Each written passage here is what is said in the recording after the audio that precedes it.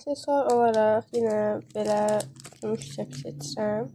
Yarım qol geymişəm, amma sadəcə böyle bir rezin taxıram. Qolbaq kimi istifadə edirəm bunu. Bir də belə bir üzük. Heç uzun qol geyimini daha çox qolbaq taxırdım, amma nəysə. Daha sonra belə bir krem vuracağım. Allıq bir də sadəcə bir qol sürüşüm. Bu qədər. Bir ətir istifadə edəcəm. Herkese yeni bir vlogdan salam. Bugün sənədlərimi düzəltməyə getdik və qısa bir vlog çəkdim. Ümid edirəm vlogu bəyənərsiniz. Daha doğrusu həm mənim sənədlərim üçün getmişdik, həm də anamın şəxsiyyət vəsiqəsinin vaxtı bitmişdi onun üçün. Biz sənədlər üçün gedəndə məşrəf vaxtına düşmüşdük. Birinci saatımızda ədəbiyyat idi.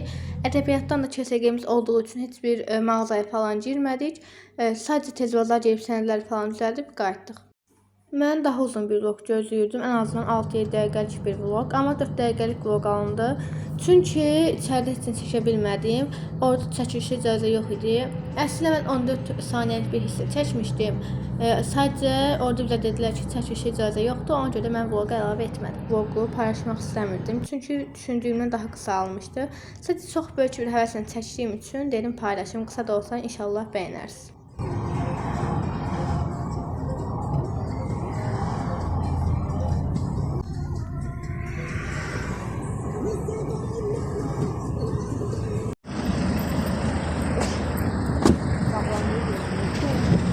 Ürəyim bulanır deyəcəyimə.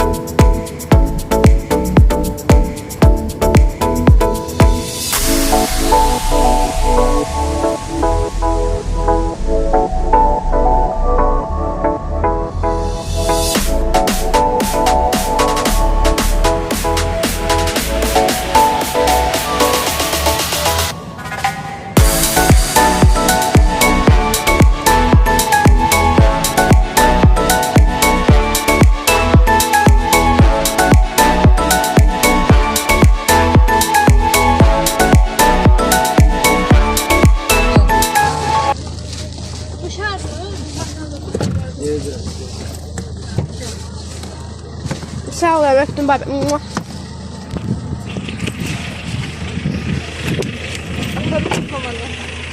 Atar. Anasar dedi. Bu koydu ben buranı.